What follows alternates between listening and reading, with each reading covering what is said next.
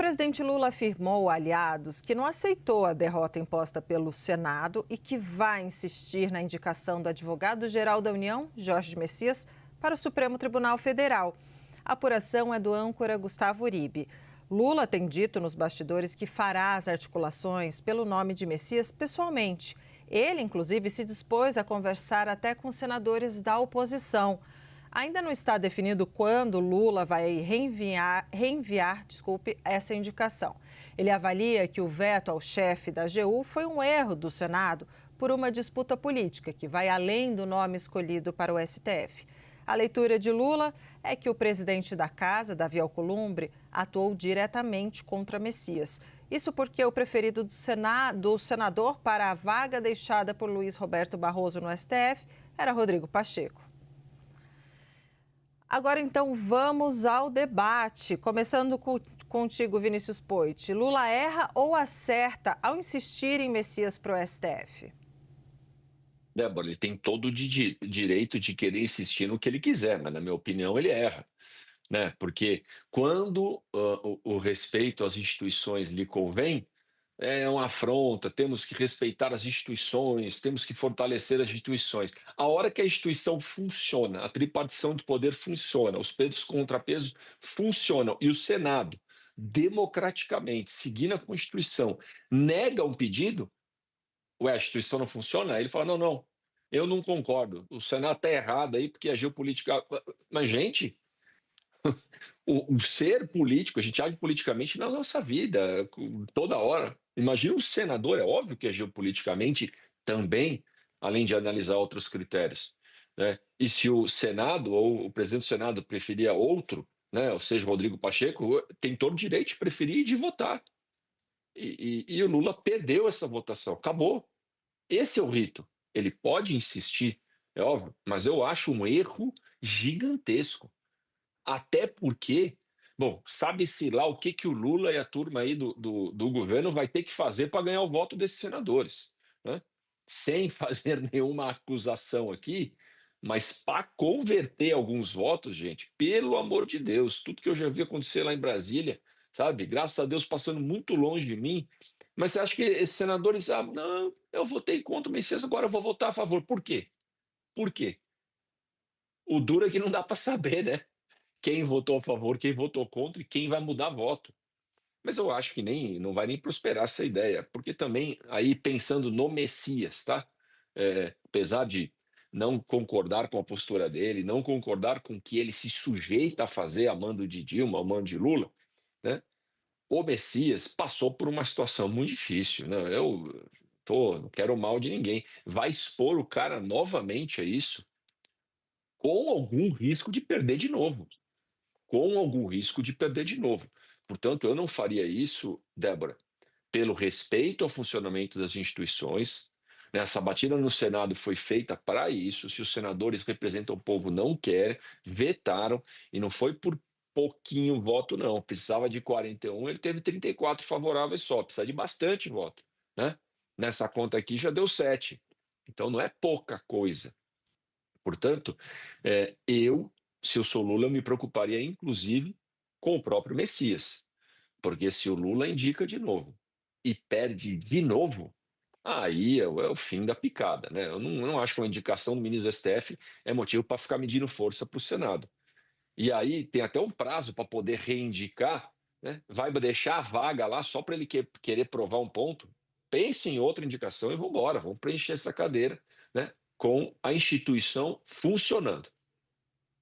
Obrigada, Poit. Cardoso, Lula erra ou acerta ao insistir em Messias para o STF? Acho absolutamente natural uma frustração e até uma indignação pela rejeição de Jorge Messias. Não porque é a rejeição em si, mas pela forma com que isso aconteceu. Jorge Messias mostrou-se na sabatina, como com todo o seu currículo anterior, como uma pessoa digna, que atendia todos os requisitos para ser um excelente ministro da Suprema Corte. A prerrogativa de escolha era do presidente da República, ele o fez. E seguramente, parece evidente aos olhos de qualquer coisa, Messias não foi rejeitado por algo que dizia respeito à sua pessoa, mas por um conjunto de negociações e circunstâncias políticas que levaram a este resultado. E, claro, a melhor forma de decidir quem vai compor o Supremo não é com artimanhas ou negociações dessa natureza que talvez algum dia apareçam quais foram exatamente. Nós vimos que a CPI do Master foi enterrada, nós vimos que o projeto de lei que reduzia as sanções aplicadas aos golpistas de 8 de janeiro foi derrubado o veto. Há todo um conjunto de situações que nos leva a ver que talvez tenha havido uma negociação de bastidor que não pensou propriamente naquilo que seria a pessoa indicada para o Supremo, mas se pensou em dar um tombo no Executivo em troca de algumas coisas. Isso não me pareceu que realmente tenha sido uma coisa boa, não andou bem o Senado. E natural, portanto, que o presidente deseje recolocar essa discussão. Todavia, eu acho que nessas horas é necessário alguma prudência. Por quê? Primeira pergunta: há algum impeditivo na Constituição que ele possa reapresentar o nome de Jorge Messias? Não, não há. O que existe é um impeditivo num ato da mesa do Senado Federal, que é o ato da mesa número 1 de 2010, em que o artigo 5º deste ato administrativo diz que, uma vez rejeitado o nome de uma autoridade proposta pelo Executivo, só poderá ser novamente reapresentado na próxima legislatura. Então, se Lula apresentar este nome, se for mantido este ato da mesa, não poderia haver aprovação nesta legislatura. Portanto, só num próximo governo do presidente Lula isso seria aprovado. Claro, portanto, que quando Lula coloca essa questão, me parece mais uma questão exploratória na perspectiva de verificar a possibilidade disto ocorrer. Porque para que isto pudesse ocorrer, tem que haver, a meu ver, a revogação deste ato da mesa. E somente dentro de um grande acordo com o Senado Federal isso seria possível. Logo, acho que Lula é uma pessoa sábia, experiente, não correrá o risco de uma nova rejeição. Ele apenas o fará se tiver a certeza de que Jorge Messias será aprovado, inclusive com uma eventual revogação deste ato da mesa que impede esta possibilidade. Vamos ver. O Lula faz uma perspectiva de exploração de um cenário. Se ele achar que terá condições de aprovar Messias, ele manda. Se não, não mandará. Duvido que Lula bote Messias e o seu próprio governo em risco numa situação que ele não tenha absoluta certeza da aprovação.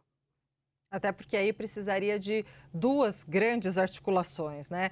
Agora, olha, diante dessa pergunta, um minutinho para cada um, que a gente já está acabando. Poit, o ambiente de uma nova sabatina seria mais favorável ou menos favorável ao governo do que a primeira? Olha, Débora, eu não vejo nada que indique que será mais favorável ao governo. Eu não vejo nada mudando esse cenário. A não ser que, como o Zé disse, o Lula está plantando, está testando, está fazendo um piloto para ver se engata, e aí precisaria de um grande acordão, né? Para revogar o ato da mesa e para depois aprovar o Messias. Eu não vejo nada que traga uma novidade positiva para o governo nesse sentido. Cardoso, o ambiente de uma nova sabatina seria mais favorável ou menos favorável ao governo do que a primeira? Difícil dizer, mas pode ser mais favorável. Naquele momento havia toda uma conjuntura de algumas coisas que estavam sendo negociadas, que podem já ter se esvaído no tempo. Então pode ser que surja uma nova janela de oportunidade, em que o presidente pactue ou repactue alguma situação no Senado, inclusive passando pela revogação deste ato da mesa.